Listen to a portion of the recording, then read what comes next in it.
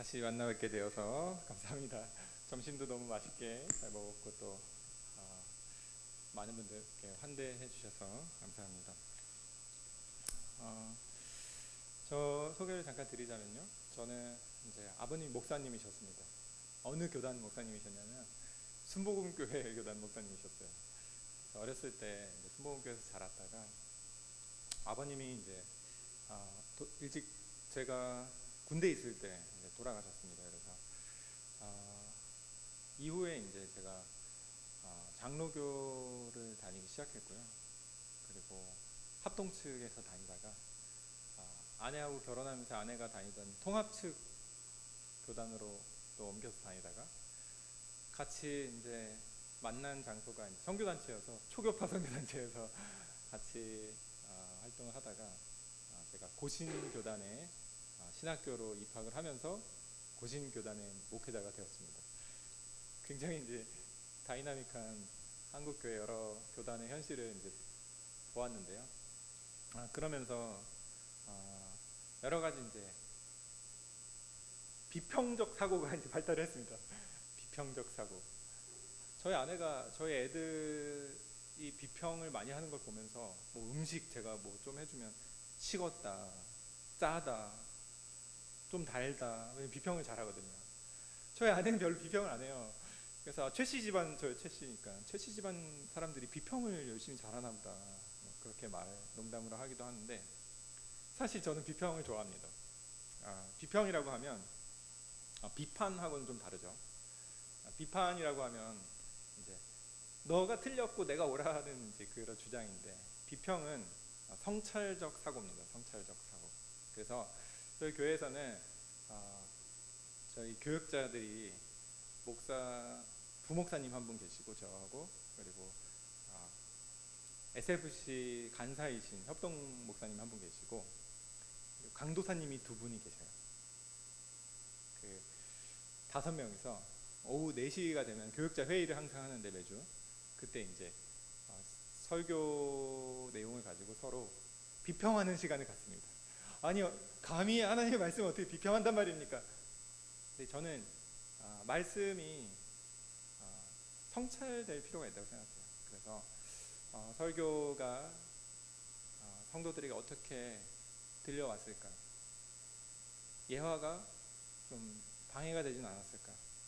서로 설교자가 서로 이제 비평을 함으로써 저는 그것을 신학이라고 부릅니다. 신학이라는 것은 설교를 돕는 역할을 하는 거거든요.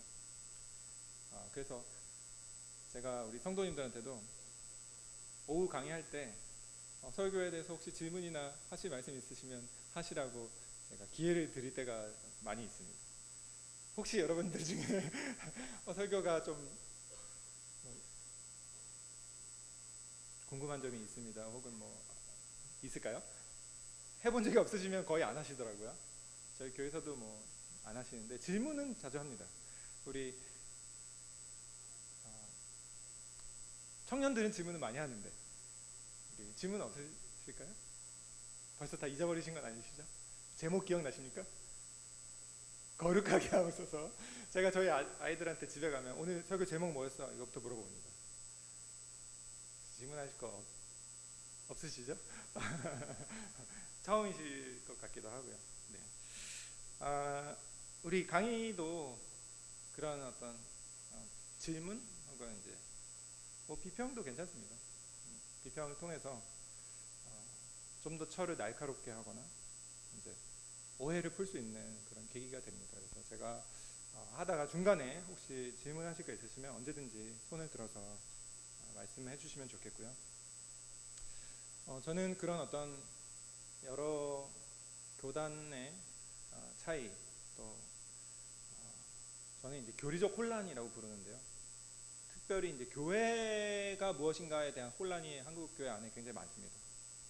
그래서 교회관이 제대로 이제 정립되지 않다 보니까 성도님들이 이제 교회를 떠나는 경우도 많죠. 그래서 가난한 교인들이 굉장히 많습니다. 30대, 40대. 세종에는 가난한 성도 되게 많습니다. 비율이 굉장히 높아요. 30대, 40대. 이제 헌신은 거부하고 예배만 드리는 교인들도 상당히 많습니다. 그래서 다 이제 교리적 혼란 중에 하나인데요. 그런 어떤 교리적 혼란은 저는 이제 서로 대화와 또 오해를 풀므로써 조금씩 바로잡아 갈 수 있다고 생각합니다. 우리 교회를 개척할 때만 해도 제가 10년 전에 우리 신대원 졸업하면서 개척을 했는데요. 그때 개척을 위해서 같이 기도하자고 했던 첫 그 기도 중보 기도자 우리 배화지 목사님 배화지 목사님이 신대원 기숙사에서 제가 교회 개척한다고 하니까 형님 제가 같이 기도할게요 이렇게 같이 기도로 함께했던 동역자이기도 합니다. 그래서 그 이후로 이제 성도님들이 오실 때마다 같이 질문하고 서로 대화하고 하는 걸 아주 중요한 목회의 도구로 삼았습니다. 저도 질문을 하고 또 성도님들도 질문을 해야 무엇이 궁금하구나, 무엇이 지금 이해가 안 되시는구나, 혹은 내가 무엇을 설명을 잘못했구나 하는 것들을 이제 알게 됩니다. 그래서 우리 배화주 목사님도 질문하시는 거 별로 허용하시죠?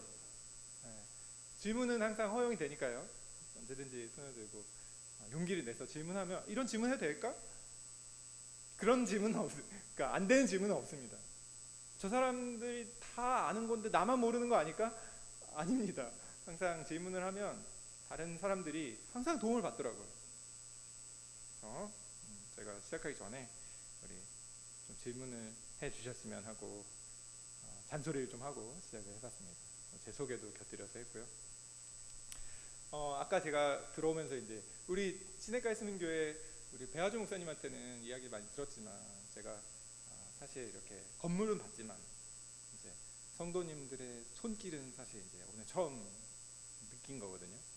특히 이제 올라오면서 교회가 건물이 이제 잘 정돈돼 있고 또 아까 이제 올라오면서 본 그 여러분들의 기도 제목을 이제 잠깐 본 거죠. 그 뭐죠? 우리 함께 만들어가요인가요? 그 부분은 이제 여러분들의 마음을 이제 제가 좀 보고자 읽어본 건데요. 아까 제가 설교 때 뭐가 빠졌다고 했죠? 거룩한 교회가 빠졌다고 했죠. 제가 예배라는 주제를 가지고 왔는데 이 단어가 또 빠져 있더라고요. 아까 기도는 굉장히 이제 예배가 우리 교회 회복돼서 너무 감사하다 이렇게 기도를 하셔서 저도 되게 정말 감사하다 이런 마음으로 기도에 동참을 했었는데 거기에는 제가 저희 교회에서 교회에 대해서 가르칠 때 교회의 중심 세 가지를 항상 얘기합니다. 항상 얘기합니다. 교회 중심 세 가지가 뭡니까? 하나는 예배입니다. 예배. 하나는 교육입니다. 신앙 전수죠. 예배와 신앙 전수가 중심입니다. 근데 우리 교회가 말씀을 잘 교육하는 그런 교회가 되게 해주세요도 없어요. 교제는 많이 있는 것 같아요. 서로 화목하고 화해하고 그런 아마 여러분들의 마음에 그런 마음이 있는 것 같은데 어쨌든 교회의 본질은 예배와 신앙교육과 교제 세 가지라는 것은 너무나도 분명합니다. 그 중에서 이제 제가 오늘 다룰 주제는 바로 이 예배와 예배를 통한 교육이 있다. 예배를 통한 교육. 여러분 소요림답 일문답 잘 아시죠? 하나님을 영화롭게 하고 그분을 영원토록 즐거워하는 것이 인간의 주된 목적이다. chief purpose. 우리의 주된 목적이다. 우리를 만드신 하나님의 목적. 하나님을 영화롭게 하고 즐거워하는 것. 하나님을 영화롭게 하고 즐거워하는 가장 핵심적인 자리가 어디입니까? 예배죠. 그죠? 자, 그런 의미에서 예배는 정말 우리에게 중요합니다. 그런데 이제 제가 당회 회의도 하고 재직회도 해보고 하면 회의를 하면서 약간 결여되는 인식 자체가 뭐냐면 예배가 제일 중요하다는 인식이 결여될 때가 많아요. 그럼 제가 항상 일단 예배가 제일 중요하지 않습니까? 하고 이야기하곤 합니다. 그러니까 교회에서 우리가 교회의 문제를 이야기할 때 제일 중요한 것은 뭐다? 예배가 제대로 계속 세워지는 것이다. 10년 동안 저의 이 목표는 변하지 않았습니다. 적어도 아직은. 앞으로도 주님 오시는 날까지 변하지 않았으면 좋겠어요. 예배가 내 삶의 목표고 예배자가 잘 세워지는 게 우리 성도들의 목표다 하는 것을 제가 잊지 않았으면 좋겠습니다. 저도. 그렇다면 어떻게 하는 것이 예배를 잘 드리는 것인가? 이제 교회 안 나오면서 나는 하나님을 예배하는 예배자입니다 이렇게 말하는 사람들은 뭐와 뭘 구분하지 못하는 것이냐면 이제 사적 예배와 공예배를 잘 구분하지 못하는 것입니다. 사적 예배는 분명히 존재합니다. 말씀도 읽고 기도도 하고 주님과 친밀한 시간을 골방에서 가질 수 있죠. 사적 예배는 필요합니다. 반드시 있어야 되죠. 그러나 사적 예배는 특별한 형식이 필요하지 않습니다. 큐티 해도 되고 말씀을 통으로 외워도 되고 주변 옆에 있는 사람과 함께 손 붙잡고 기도해도 되고 혼자 걸어다니면서 기도해도 됩니다. 실제로 저는 예배당 안에서 혼자 걸어다니면서 기도하는 거 좋아합니다. 잠도 깨고 좋거든요. 또 묵상도 좋은 방법입니다. 읊조리는 거죠. 하나님의 말씀을. 또 찬양도 좋습니다. 집에서 가끔 저희 가정 예배를 할 때 찬양만 부르고 끝날 때가 있어요. 그래도 됩니다. 사적 예배는 하나님을 향한 우리의 마음이 중요합니다. 그러나 공적 예배는 다릅니다. 공예배의 중요성을 제가 엄청 강조하기보다는 공예배는 분명 뭐가 필요합니까? 질서가 필요합니다. 질서가. 그러니까 함께 예배에 어떤 나는 이게 좋으니까 이거 넣었으면 좋겠어요. 그거는 집에 가서 하면 됩니다. 이해되시죠? 예배는 다 함께 어떻게 드리는 것이 좋은가 하는 것을 연구하고 숙고하고 성찰해서 다 함께 정한 대로 드리는 것이 좋은 것입니다. 그러니까 공예배는 시간도 정해져 있죠. 주님께서 부활하신 날 모이는 게 초대교회로부터 이어져 내려온 전통이죠. 주의 날에 모이는 것. 특별히 공예배는 신약 시대에는 주일로 안식일 준수 계명을 대체함으로써 이제 하나님이 창조하실 때 주신 계명을 이어받습니다. 그러니까 공예배라는 것은 모여서 드리는 예배는 있어도 되고 없어도 되는 것이 아니라 반드시 있어야만 되는 것이고 그것은 반드시 질서 있게 합의된 양식을 가져야만 한다는 것이죠. 교단마다 공예배의 모습이 굉장히 다릅니다. 자, 그러면 예배가 그렇게 중요한데 그 중에서 공예배가 우리의 삶의 중심이 되어야 한다는 것에 만약 우리가 다 동의한다면 어떻게 공예배를 드려야 할까 하는 문제를 생각하지 않을 수가 없습니다. 중요한 것일수록 뭘 해야 되냐면 질문하고 서로 성찰하는 시간이 필요합니다. 어떻게 하는 것이 맞습니까? 그냥 드럼을 치는 게 맞아요? 안 맞아요? 이거는 좀 질문이 좋은 질문은 아닙니다. 대원칙이 있고요. 그리고 그 원칙에 따른 여러 가지 실천 방안들이 생겨나는 것이죠. 공예배를 어떻게 드려야 할까 하는 것이 우리에게 중요하다면 일단 공예배의 원리부터 이제 좀 알아야 되는 것이죠. 자, 사적 예배는 소위 내가 좋은 대로 해도 됩니다. 물론 이제 성경에서 너무 벗어나도록 하면 안 되겠죠. 예를 들면 천주교인들처럼 묵주를 돌리면서 기도한다거나 이런 건 별로 좋은 방법 같아 보이지는 않습니다. 그러나 큰 그 질서가 필요하지는 않습니다. 기도를 10분 해도 되고요, 30분 해도 되고, 찬양을 3곡 해도 되고 5곡 해도 되고, 안 불러도 괜찮습니다. 그런데 공예배는 그렇지 않죠. 공예배는 우리가 함께 하나의 믿음을 확인하는 장소고 그 한 믿음 안에서 하나 되는 장소입니다. 제가 종종 그런 얘기를 합니다. 여러분들이 예배로 모일 때 비로소 교회라는 존재가 세상에 드러난다 이렇게 말합니다. 그러니까 여러분이 흩어져 있으면 교회는 세상에는 보이지가 않습니다. 뭐만 보입니까? 십자가 탑만 보이고 건물만 보입니다. 그건 교회가 아니죠. 교회 건물만 보이는 거죠. 근데 언제 교회가 교회의 모습을 드러냅니까? 바로 예배로 모일 때죠.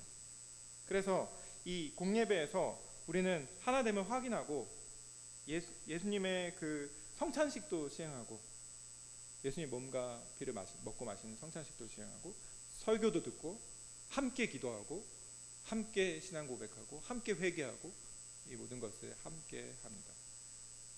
그러면 이 공예배에 들어와 있는 여러 예배 요소들을 어떻게 정할 것인가 하는 문제가 남게 되죠. 이 문제는 당연히 이 예배 주체가 누구인가 하는 데서 시작합니다. 예배 주체가 여러분들이라면 여러분들이 대화와 토론을 통해서 정하시면 됩니다. 그런데 성경은 예배 주체가 누구라고 합니까? 우리 오늘 배아주 목사님도 예배를 시작할 때 하나님께서 우리를 부르십니다 하고 이렇게 이사야 43장 말씀을 인용하셨는데, 하나님이 예배 주체라면 예배의 방법도 누가 정하시게 됩니까? 하나님이 정하신다. 그런 걸 보고 예배에 무슨 원리라고 부르는데 혹시 배우셨습니까? 우리 배아주 목사님이 우리 개혁파의 아주 예배의 중요한 원리 중에 하나인데 바로 규정 원리입니다. 규정 원리. 예배를 누가 규정하느냐? 목사님이 규정하느냐? 아니면 권사님이 규정할 것인가? 아니면 청년부에서 규정할 것인가?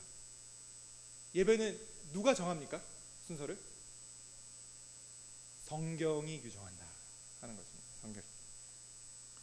자, 그런 면에서 여러 이제 교단 사이에 차이점이 생겨납니다. 로마 가톨릭 같은 경우는 교회가 정한다 이렇게 생각합니다. 교회가 정한다. 루터파에서는 교회가 정할 수 있지만 성경에서 하지 말라는 건 안 해야 된다 이렇게 정합니다. 그런데 우리 장로교 개혁파는 어떻게 정합니까?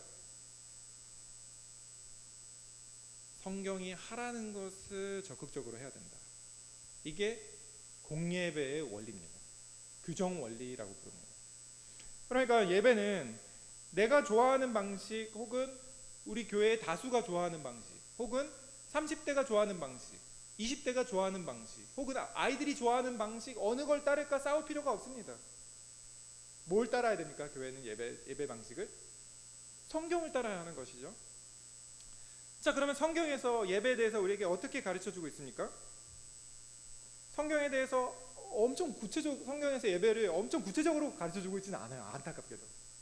그래서 신학자들이 어떤 예배가 하나님이 성경에서 잘 설명해 주신 예배 순서인가 하는 것들을 연구를 했습니다. 연구를 해보니까 초대교회의 예배가 생각보다 성경의 원리를 잘 따르고 있다는 것을 발견하게 돼요. 초대교회의 예배를 계승하자 하는 운동이 종교개혁 때 일어납니다. 왜냐하면 로마 가톨릭의 예배가 너무 이상한 것들이 많이 들어와 있었거든요. 미신적인 것들. 그래서 초대교회의 예배를 회복하자는 운동, 이것은 뭐와 같은 운동입니까? 성경으로 돌아가자와 같은 운동이에요. 그래서 성경이 가르치는 예배 형식 중에서 초대교회가 어떤 것을 계승했는가 하는 것을 아주 중요하게 연구하기 시작합니다. 그래서 우리 종교개혁가들이 그걸 잘 정리했습니다. 그게 바로 예배 모범입니다. 모범. 우리 장로교회는 감사하게도 성경에서 말하는 예배가 무엇인지를 우리 종교개혁의 선배들이 예배 모범이라는 것으로 잘 정리해 놓았습니다. 그래서 우리에게 전수해 줬어요. 자, 그래서 그 예배 모범에 대해서는 우리 배아주 목사님이 공부를 열심히 하셨으니까 여러분들이 또 잘 가르쳐 주셨을 것이고 또 앞으로도 계속 가르쳐 주실 텐데 저는 몇 가지만을 좀 이야기해 보려고 합니다. 자, 예배 모범은 뭘 우리에게 가르쳐 줍니까? 말씀이 가르쳐 주는 예배 형식에 대해서 가르쳐 줍니다. 예배 형식. 그런데 예배에는 형식만이 아니라 뭐가 중요합니까? 망령되이 부르지 마라. 내 이름을 망령되이 부르지 마라. 예배에 뭐가 중요합니까? 마음이라는 게 중요해요. 마음. 그러니까 예배는 정서라는 게 있습니다. 정서. 예배적 정서. 바리새인들의 예배가 잘못된 이유는 무엇입니까? 그들은 유대인 전통을 아주 철저하게 따랐습니다. 그런데 그들이 문제가 되었던 이유가 무엇이었을까요? 그들에게 뭐가 없었습니까? 마음이 빠졌어요. 마음이. 사랑이 없었어요. 사랑이. 그래서 예수님께 책망을 받았죠. 예수님이 막 심한 말씀 하시는 분은 아닌데 바리새인들에게만큼은 이 독사의 자식들아 이렇게 욕을 하셨어요. 여러분, 개의 자식보다 독사의 자식이 더 나쁜 건 아시죠? 독사는 사탄을 의미하죠. 그죠? 화 있을진저, 하나님의 저주가 있을지어다. 하나님, 예수님이 저주를 하셨어요. 왜? 마음이 빠진 예배를 드렸기 때문에. 그들의 형식은 꽤나 근사했습니다. 형식도 물론 중요합니다. 제가 아까 말씀드린 예배 형식, 우리 개혁파의 아주 소중한 유산입니다. 예배 모범을 통해서 배워야 됩니다. 그런데 뭐가 빠지면 큰일이에요? 마음이 빠지면 큰일이에요. 자, 마음이 별로 느껴지지 않으니 형식을 없애버리자. 이것도 이제 잘못된 거죠. 하나님이 주도하시는, 하나님이 정하신 예배의 방법도 우리가 지켜야 됩니다. 그런데 뭘 알아야 됩니까? 그 예배 속에서 하나님이 우리에게 주시려고 하는 마음을 우리가 알아야 돼요. 그러면 예배를 통해서 하나님이 우리에게 주시는 마음은 무엇인가? 일단 그 4번을 보시면요, 예배는 교제입니다. 교제. 예배 안에는 대화하는 원리가 들어가 있어요. 하나님이 우리를 부르시면 우리도 하나님의 이름을 부릅니다. 하나님이 우리를 부르셨기 때문에 우리가 하나님께 영광을 돌립니다. 하나님이 우리에게 인사하시면 우리가 아까 보니까 서로에게 인사도 했죠. 또 하나님이 우리에게 율법을 선포하게 하시면 우리가 그것을 통해 우리의 죄를 회개합니다. 그럼 하나님이 용서하세요. 이게 대화의 원리입니다. 그러니까 하나님과 언제 교제하냐? 예배를 통해서 교제하는 거죠. 여러분, 교제는 반드시 뭐가 필요합니까? 마음이 필요해요. 교제에는 마음이 없으면, 지금 영혼 없이 너무 날 사무적으로 대 그러면은 친구가 되기가 어렵죠. 고객은 요즘은 고객도 마음으로 웃으면서 사랑합니다 이렇게 하면서 전화를 받아야 되고 뭐 이렇게 해야 되죠. 하물며 고객도 그런데 우리가 하나님과의 대화, 하나님과의 교제인 예배에서 뭐가 빠지면 안 되는 거예요? 반드시 마음이 있어야 됩니다. 즉 정서가 필요합니다. 예배 형식을 아는 것도 되게 중요한데 예배에서 어떤 정서가 필요한가 하는 것을 우리가 가지고 있어야 되고 그것을 추구해야 되고 그리고 그것을 전달할 수 있어야 돼요. 이게 바로 예배를 통해서 우리가 전달하는 것입니다. 우리 교회가 이제 자녀들과 같이 예배를 드리는데, 자녀들과 같이 예배를 드리면서 우리가 만약 그런 정서를 가지고서 예배를 드리지 않고 냉랭한 마음으로 예배를 드리면 자녀들도 어떻게 예배할 수밖에 없겠어요? 냉랭하게 예배할 수밖에 없게 됩니다. 왜? 예배를 통해서 우리가 지식을 전달하는 게 아니잖아요. 예배 속에서 물론 설교를 통해서는 지식이 좀 전달됩니다만 예배를 통해서 우리가 전하는 것은 그 진정성입니다. 마음입니다. 마음. 우리가 하나님을 어떻게 사랑하는지가 자녀들에게 전달이 돼야 되고, 우리가 누군가를 전도해 올 때, 여러분 여기 누군가를 전도해 오면 뭘 전달해야 되냐면 그 하나님을 향한 여러분들의 정서를 전달할 수가 있어야 돼요. 그 정서는 교리 공부로는 정서가 전달이 안 됩니다. 정서는 물론 삶에서 드러나죠. 힘든 일을 당했을 때 하나님 앞에서 골방에서 기도하는, 근데 그걸 보여주기가 어렵잖아요. 근데 그걸 전달하는 시간이 언제냐면 바로 예배입니다. 예배. 그래서 예배의 시간은 하나님께 영광을 돌리지만 동시에 우리가 예배 속에서 서로에게 서로에게 정서를 전달하고 주고받는 그 예배의 감각이 일깨워지는 장소입니다. 다시 말하면 이 자리에 10명이 하나님을 사랑하는 마음으로 열정적으로 찬양을 부르면요, 찬양하고 싶은 마음이 없는 사람이 와서 가만히 있다가 나도 모르게 찬양을 합니다. 그런 거 경험해 본 적 없으세요? 너무 반응이 없으신데요. 그런 경험이 예배 속에서 일어납니다. 뭐냐면 정서의 전달이에요. 정서는 전이가 됩니다. 여러분, 우울한 사람과 계속 같이 있어보세요. 그러신 분들도 있죠. 혹은 내가 우울해서, 혹은 다른 옆 사람이 우울해서, 그러면 어떻게 됩니까? 분위기가 가라앉아요. 물론 같이 울어줘야 되죠. 어쨌든 정서를 나눈다. 우리는 정서는 나눕니다. 흑인들이 예배할 때 어떤 정서를 중요할까요? 저도 흑인 예배 사실 안 가봤어요. 근데 이제 영화 같은 데서나 이렇게 보면 흑인들은 이제 즐겁게 찬양을 하잖아, 그죠? 막 이렇게 막 춤추면 찬양하죠. 저희 아프리카 선교사님이 아프리카에 있는 목사님들을 모셔왔는데 찬양을 한 곡인데 뭐 하나님은 사랑이시다는 내용인 것 같아요. 하나님은 당신 사랑하십니다, 우리 사랑하십니다, 이런 내용인 것 같아요. 근데 그거를 20분 동안 거의 똑같은 가사를 20분 동안 이렇게 춤추다가 또 뭐 이렇게 춤추다가 막 춤추면서 막 찬양을 하는 거예요. 그게 뭐냐면 정서예요. 그들은 그 정서를 전달시킵니다. 여러분은 어떤 정서를 옆에 있는 사람에게 전달하겠습니까? 어떤 예배 그 형식 속에서 우리에게 주신 예배 모범을 통해서 어떤 정서를 이 교회 안에 확산시키겠습니까? 그게 중요하다는 거죠. 그걸 가지고 있어야만, 여기 누가 들어왔는데 찬양이 기쁘네? 그러면 우울한 마음을 가지고 있던 사람들이 우리 시냇가 시민 교회에 와서 어떤 마음이 들면 좋겠어요? 같이 찬양을 하면서 우울한 마음을 이겨냈으면 좋겠죠? 그렇죠? 그 이야기를 하는 겁니다. 말씀을 향해서 열심히 졸리면 열심히 막 노트하고 말씀을 읽고 따라 읽고 목사님 뚫어져라 쳐다보면서 열심히 설교를 들으면 그 진지함이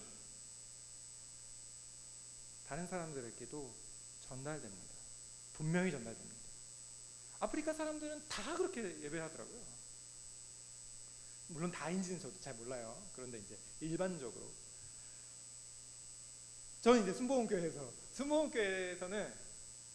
기도하면은 막 처음 온 사람들도 기도를 막 주여 막 이렇게 합니다. 순복음교회 가보신 적 있죠? 그게 정서예요. 열정. 그 정서가 전이 됩니다. 제가 이제 장로교회에 와서 느끼는 게 이 정서가 잘 안 느껴져요. 여러분들에게서도 지금 조금 무표정이 좀 있습니다. 그러니까 장로교회가 조금 엄숙합니다. 어떤 정서일까요? 그 진지함의 정서. 그게 전이 되는 거예요. 저희 교회에 이제 감리교에서나 오순절이나 이런 데서 이제 성도님들이 세종시로 이사 와가지고 교회에 옵니다. 처음에는 예배 중간에 막 아멘도 해요. 그럼 나중에 지나가니까 아멘이 줄어들어요. 뭐예요? 정서가 전달되는 거예요. 자, 그러면 어떤 정서가 중요한가? 첫 번째로 우리가 감각을 가지고 있어야 할 아주 중요한 정서 중에 하나는 두려움입니다. 두려움. 경외심. 우리가 이제 저희 교회는 통합 예배를 지금도 드리고 있고 앞으로도 계속 드릴 예정입니다.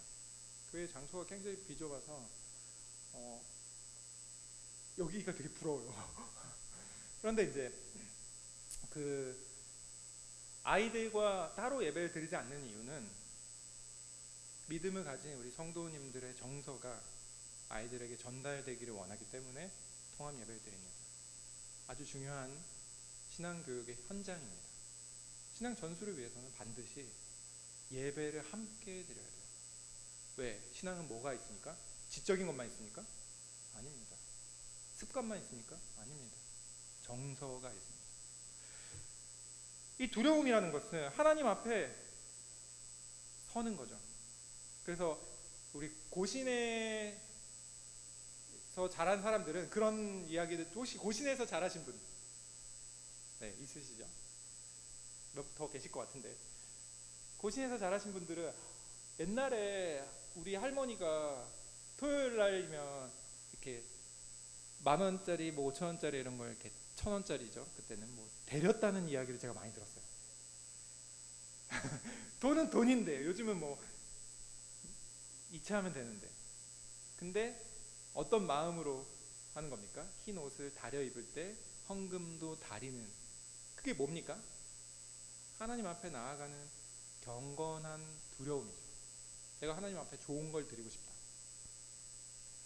요즘 이제 따로 드리는 예배가 일상화되면서 아이들의 수준에 맞춰주는 건 좋은데, 혹은 새로 아이들을 전도해 오는 거는 뭐 좀 아이들의 수준에 맞출 수 있으니까 좋긴 한데, 뭐가 전달이 안 되냐면 그 경외감, 하나님을 두려워하는 오래된 그 습관이 전달이 안 되는 거예요. 예배 시간에 오늘도 일찍 오셔서 이렇게 말씀 찾아놓고 하시는 그런 습관을 가지신 분들이 있더라고요.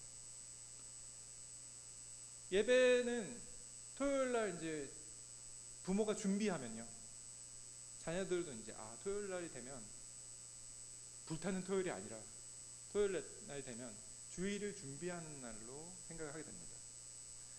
주일날 고시는 돈을 안 쓰는 문화가 있죠. 저는 그게 맞다고 생각해요. 왜? 뭔가 일상과 구별이 돼야 되잖아요.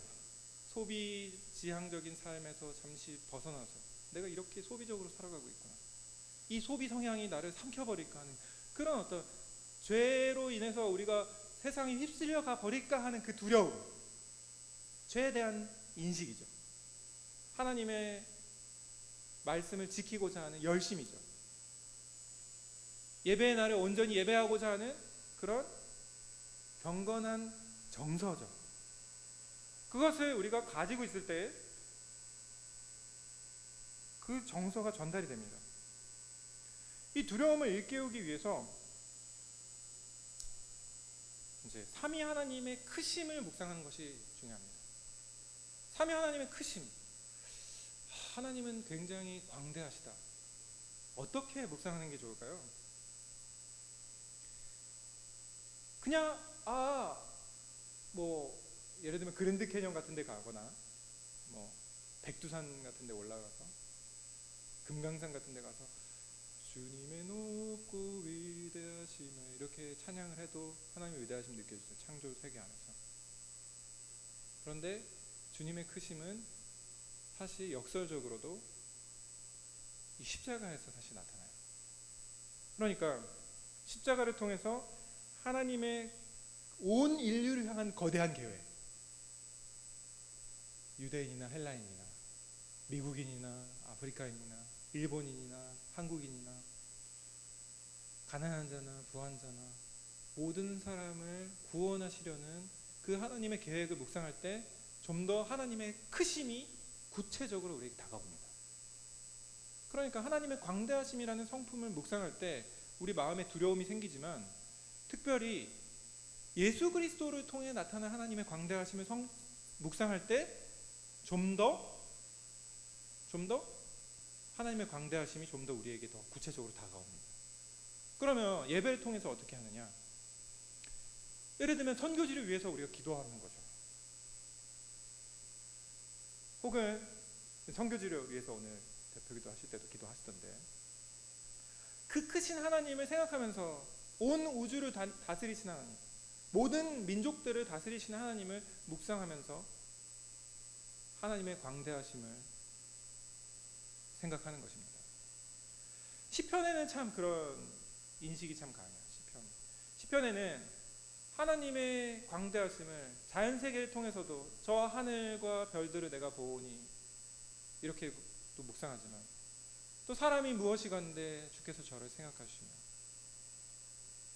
또 온 인류를 한 혈통으로 정하셔서 예수 그리스도를 통해 구원하게 하시는 그 하나님의 계획에 대해서 묵상하면서 하나님의 광대하심을 생각한다는 말이죠. 그 하나님의 광대하심을 생각할 때 우리는 경건한 두려움을 가지게 됩니다. 그 경건한 두려움을 가지고 예배에 나올 때마다 그 하나님을 두려워하는 마음으로 하나님께 나아가야 된다는 것이죠. 이게 이제 심판에 대한 인식과도 같습니다. 그래서 우리가 내가 심판받는다는 게 아니라 아, 내가 심판에서 건진받았다라는 이 인식이, 아, 난 이제 구원받았어 하고 경거망동하게 하는 것이 아니라 오히려 하나님의 그 심판에서 벗어났다는 그 인식이 우리에게 뭘 가져다 줍니까? 하나님의 심판에 대한 두려움을 오히려 가져다 줍니다. 무슨 말인지 이해되십니까? 하나님의 심판은 말씀에 정해져 있고 하나님은 반드시 심판하십니다. 그것을 믿는 사람은 우리의 구원에 대해서도 생각하게 되고 심판의 두려움을 생각하면서 경건한 두려움으로 하나님을 예배하는 것이죠. 이 두 가지가 공존하는 것입니다. 하나님의 구원에 감사하는 마음과 심판하신 하나님에 대한 두려운 마음이 우리 예배 속에서 공존해야 한다는 것이죠. 그런데 현대인의 예배는 어디에만 좀 비중을 둡니까? 하나님의 구원에 대한 감사와 사랑에만 너무 비중을 두는 경향이 있다는 것입니다. 너무나도 죄인인 우리를 하나님께서 어찌 생각하셔서 아들을 보내셔서 구원해서 우리를 건지셨는가? 하나님의 그 구원을 묵상하는 것은 하나님의 심판을 묵상하는 것과 다르지 않다는 것이죠. 이 하나님을 경외하는 경건의 감각이 우리에게 늘 일깨워져야 됩니다. 그래서 주일을 준비한다는 것은 이 하나님을 두려워하는 마음으로 예배에 나오도록 우리 자신의 감각들을, 우리 자신의 정서죠, 이것을 일깨우는 것이 필요합니다. 그렇다고 이번 주에 가서 다림질 하지 마시고 좀 더 말씀을 묵상하시면 좋겠습니다. 하나님에 대한 두려움을 우리 자신이 어떻게 가져야 할 것인가. 두 번째는 소망입니다. 같이 한번 읽어볼까요? 이사야 1장 13절 시작. 헛된 재물을 다시 가져오지 6번 제일 밑에 있습니다. 헛된 재물을 다시 가져오지 말라. 분향은 내가 가증히 여기는 것이요 월삭과 안식일과 대회로 모이는 것도 그러하니 성회와 어울러 악을 행하는 것을 내가 견디지 못하겠노라. 내 마음이 너희의 월삭과 정한 절기를 싫어하나니 그것이 내게 무거운 짐이라. 내가 지기에 곤비하였느니라. 이스라엘 백성들이 정말 큰 책망을 받았어요. 너네 예배를 내가 정말 싫어해. 하나님의 이런 책망을 받았습니다. 너네 예배 드리러 제발 나오지 마. 하나님이 그렇게 하소연하고 계신 거예요. 지금 나 정말 그거 싫어해. 왜 그랬냐? 이들이 예배에 나오는 소망이 어디에 있었느냐? 전토에 전토를 붙이고 가옥에 가옥을 붙이는 거. 뭐죠? 부동산 투기. 이스라엘 백성들이 부동산 투기를 좋아했어요. 뭘 좋아한 거예요?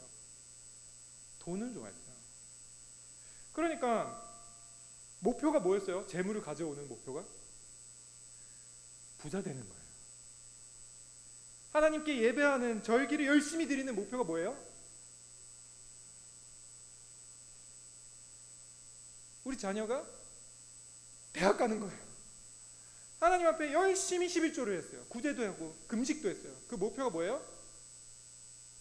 무병장수하고 성공하는 거예요. 이방인들이랑 똑같다는 거죠. 그래서 하나님이 제발 가져오지 마라. 너넨 공의를 저버렸다. 약자들의 신발을 빼앗으면서 무슨 나한테 와서 그걸 예배를 드린다고 하느냐. 너희가 가진 희생 정말 역겹다 그랬었어요. 어디에 소망을 두느냐 하는 문제가 사실 예배에 있어서 굉장히 중요합니다. 우리 장로교가 번영신학을 거절하는 이유는 번영신학이 뭘 자극하기 때문입니까? 성공과 부와 번영을 자극해요. 물론 하나님이 주시면 기쁘게 받아야죠. 좋은 것들입니다. 그런데 문제는 무엇입니까? 우리 안에 탐심을 자극한다는 게 문제예요. 하나님이 주신 것이면 언제든지 잃어버릴 수 있습니다 하는 마음으로 선한 일에 힘쓰며 살아가는 것이 당연한데 더 가지려는 거예요. 더 가옥에 가옥을 잇고 전토에 전토를 붙이고. 그래서 이제 예수님도 바리새인들을 책망하시는 거죠. 너희들이 원하는 건 돈이다. 바리새인들의 중심에는 돈이 있었습니다. 탐심이 그들의 우상이었어요. 그러니까 우리가 무엇을 소망하느냐가 예배의 정서를 좌우하는 굉장히 큰, 우리가 만약에 정말 부활을 소망한다면 어떨까요? 우리가 하나님의 나라를, 영광스러운 그 나라를 소망한다면 어떨까요?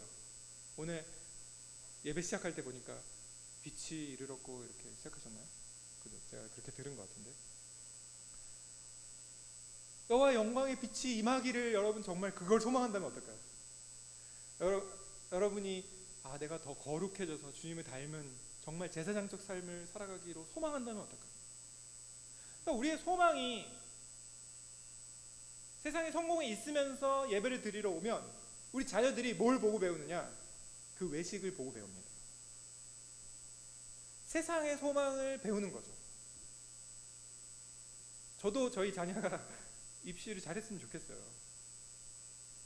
그런데 그것보다 더 원하는 거는 믿음을 고백하고 주님을 위해서 고난받기를 자처하는 그런 사람이 되는 거예요. 그게 더 큰 소망이어야 하는 거죠. 그래야만 제가 설교하고 예배하고 우리 아이들도 그런 정서를 이제 물려받게 됩니다. 세 번째는 아까 이제 말씀드렸던 기쁨입니다. 세상에 있는 것을 소망하고 세상에 있는 걸 많이 가졌을 때 너무너무 기쁘다. 차를 바꾸니까 너무너무 기뻐. 얼굴이 막 밝아져. 사은품으로 150만 원짜리 화장품 세트를 선물 받으니까 막 집사님 얼굴이 폈어. 그러면 뭐가 재미가 없어요, 상대적으로? 예배는 상당히 지루하죠. 주님과의 교제는 빨리 끝내야 될 것, 이렇게 지나갑니다. 그래서 정말 주님의 복음이 즐겁고 정말 주님이 날 사랑하신다는 그 말을 또 듣고 싶고 정말 내 죄가 용서받았다는 그 사실에 감격하고 이런 기쁨의 정서들을 잊어버리면 안 돼요. 그래서 주님이 만약에 그걸 잊으면 네가 첫사랑을 버렸다, 그렇게 책망하실 겁니다. 마지막으로 우리가 이제 생각해야 될 정서는 경이로움입니다. 놀람이죠. 놀람. 신앙생활을 10년, 20년 하게 되면 뭐가 점점 줄어가게 됩니까?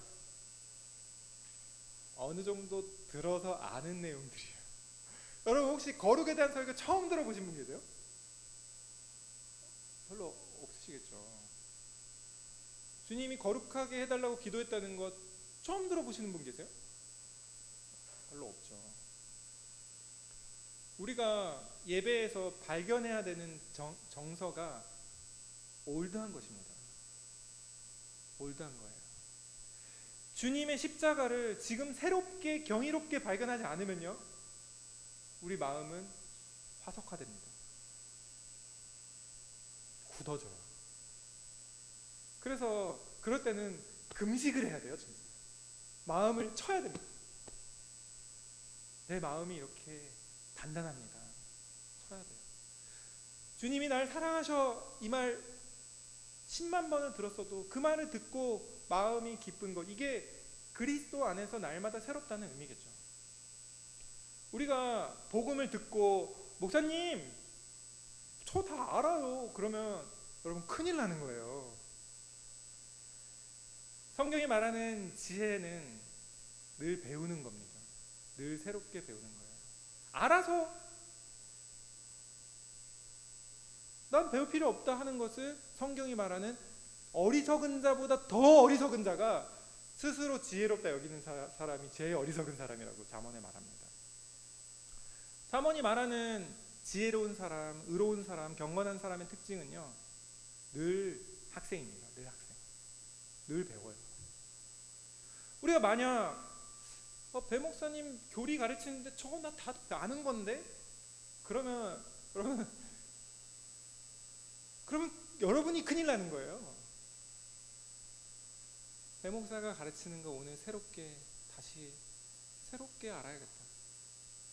그 새로움, 그게 우리에게 있어야 할 정서입니다. 경이죠. 나는 성경 딱 어디 펴도 난 다 알아. 제일 무서운 사람이에요. 그런 면에서 목사는 되게 위험한 사람입니다. 어디 펴도 알 수 있거든요. 그래서 저는 설교 준비할 때 아는 부분이에요. 예전에 설교한 부분이에요. 근데 다시 새롭게 깨닫게 해달라고 기도합니다. 그리고 새롭게 깨달은 그 정서를 가지고 올라오는 거예요. 새롭게 깨달은 그 정서가 올라와 있어야 여러분 말씀이 양식인데 신선한 거죠. 만약에 내가 10년 전에 깨달은 걸 그대로 가지고 올라와서 여기서 설교하면 정서가 새롭지가 못해요. 그거는 이제 입담에 그치는 거죠.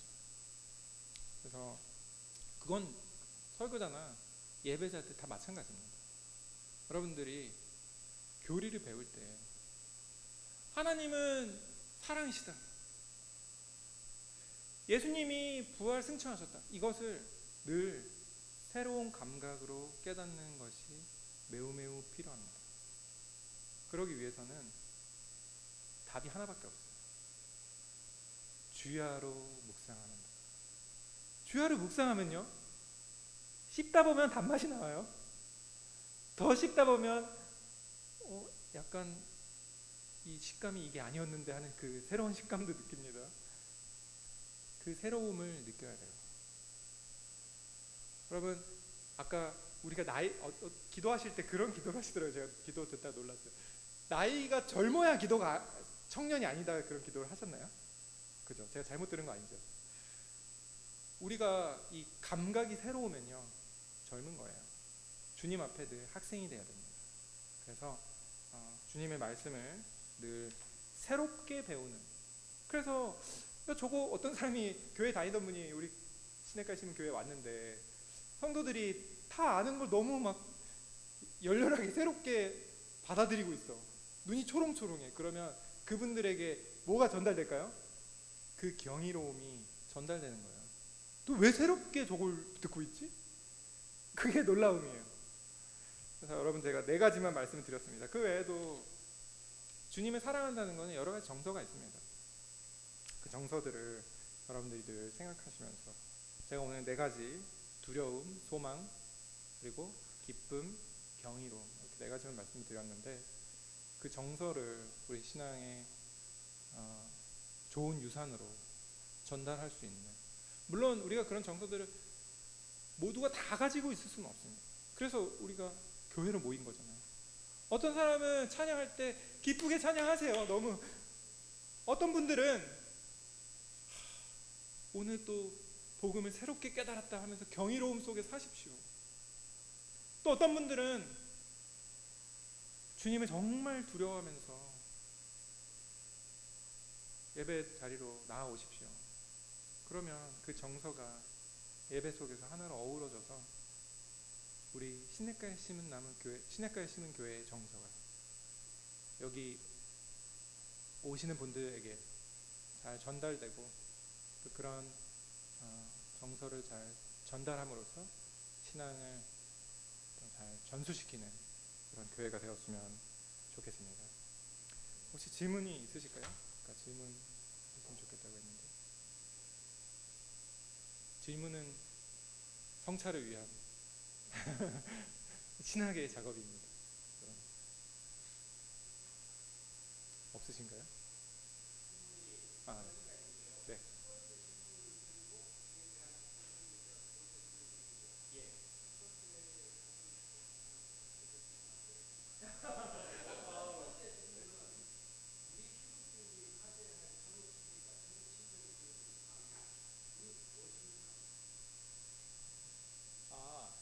정치적인 방향이요? 요 강의 주제와 좀 다른데요? 제가 얼마 전에 그 침묵하는 방관자가 되지 않기 위해서 글을 하나 써서 책을 내려고 준비하는 책이 하나 있습니다. 교회의 정치화가 우려스럽다는 내용입니다. 그 내용의 핵심적인 주장은 우리가 신앙의 언어로서 경제를 설명하지 않죠. 신앙의 언어로서 화학을 설명하지는 않습니다. 신앙의 언어로 건축물을 지을 때 이렇게 지어야 된다라고 조언을 하지 않아요. 근데 신앙의 언어로 정치를 이야기하는 건 굉장히 오래된 역사를 가지고 있어요. 인류 역사만큼이나 오래되었습니다. 그래서 저 고대에는 신의 그 계시를 받은 사람들이 점을 치면서 정치인들을 그 아래에 두었고요. 근대에는 그것이 사라지는 것 같아 보였지만 은밀하게 작동하고 있어서 이제 신앙을 가지고 정치적인 재단을 해버리는 거죠. 그래서 어떤 일들이 있냐면, 미국의 기독교를 예를 들면 이제 보수는 신앙의 이름으로 이제 진보를 난도질합니다. 어떤 식으로 난도질하느냐? 민주당을 찍으면 그리스도인이 아니야, 이렇게 난도질하는 거죠. 반대로 진보는 보수를 상대로 똑같은 전략을 핍니다. 보수를 찍으면 그리스도인의 사랑을 저버리는 거야. 이게 왜 그렇게 되냐면 이게 먹히거든요. 이 신앙의 언어로 정치를 이야기하는 게 먹혀요. 먹히니까 어디에 이용을 당합니까? 정치인들의 이용을 당합니다. 이익 집단의 이용을 당해요. 이게 교회의 정치화가 가진 아주 큰 위험이다라는 글을 제가 썼습니다. 그래서 신앙의 언어로 우리 세상에 있는 정치 이야기를 할 것이 있을 수 있습니다. 예를 들어 보겠습니다. 어떤 정책이 나왔어요. 이것은 이런 면에서 그리스도교의 정신을 위배하는 것 같아. 반대할 수 있겠죠. 그런데 그 정책의 수혜자 입장에서는 어떻게 표현할 수 있을까요? 아니야, 내 입장에서 보면 이 부분은 나에게 유익해. 그러니까 당신이 나를 도와줘라고 말할 수도 있겠죠. 그러니까 정책이라는 것은, 정부가 하는 정책이라는 것은 아주 다양한 측면이 있어요. 예를 들면 어떤 정책이라도 일방적으로 악일 수는 없습니다. 물론 예를 들어 어느 나라 식민지로 삼는다, 이런 거 이제 악한 거겠죠. 그런 건 이제 명백하게 반대를 해야 되겠죠. 혹은 누군가를 살해할 수 있는 법을 만든다, 그럼 당연히 이제 예를 들면 낙태 같은 거, 이런 거는 이제 당연히 반대해야 되겠죠. 그런데 낙태도 아주 자세히 들어가 보면 그 낙태법을 허용하지 않음으로써 소위 이제 이 음성적 낙태가 많다는 문제를 우리가 이거 할 수는 없어요. 완전히 무시할 수는 없어요. 그러니까 낙태는 생명윤리를 성경적인 법에서 완전히 벗어나는 법 같아 보이지만 실제로는 거기에서 발생하는 여러 가지 사회에 믿지 않는 사람들도 있기 때문에, 그리고 반드시 낙태를 하고야 말 사람들도 있기 때문에 그것에 대한 대안이 없이 그냥 무조건 반대를 하게 되면 이제 정책의 이 복잡한 것을 일방적으로 악마화시키는 거죠. 그런 예가 무수하게 많습니다. 그러니까 여러 가지, 우리 사회는 지금 현재 민주사회잖아요. 그러니까 여러 가지 의견이 다 통용되는 사회입니다. 믿는 사람들만 의견이 있는 것이 아니라 믿지 않는 사람들도 다양한 의견들이 있어요. 그 의견들을 통합하는 과정 속에서 그리스도인들이 어떤 의견에 동의할 수도 있고 동의하지 않을 수도 있는데, 그 의견에 동의하는 것과 동의하지 않는 사람들이 다 그리스도인일 수 있다 하는 것만 인정한다면 서로 대화하지 못할 게 없습니다. 사실 뭐가 우선하느냐? 그리스도께 대한 순종이 우선하거든요. 어떤 정치인에게 표를 주느냐 아느냐 하는 것보다 더 우선하는 게 뭐냐면 우리가 그리스도인으로 살아간다는 게 더 중요한 거예요. 형제사랑이 더 중요한 거예요. 그러니까 어떤 사람은 어떤 정치인을 지지할 수도 있고 싫어할 수도 있지만 그것을 신앙의 언어로서 재단해 버린다면, 우리는 고대 시대에 그 계시를 받아서 뭔가 이렇게 지시를 내리는 그런 수준으로 우리 자신을 떨어뜨리는 것입니다.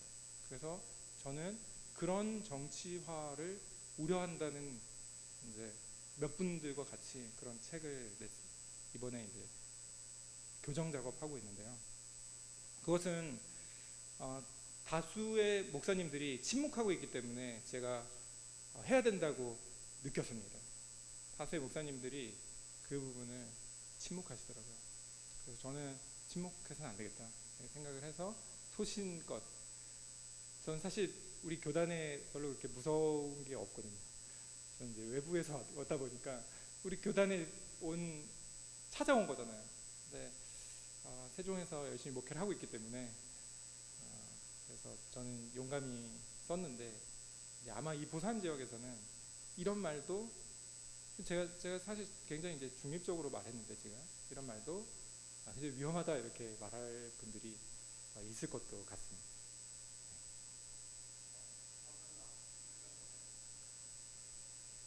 강의에 관련된 질문 해주시면 좋겠습니다. 없으실까요? 네, 마치겠습니다.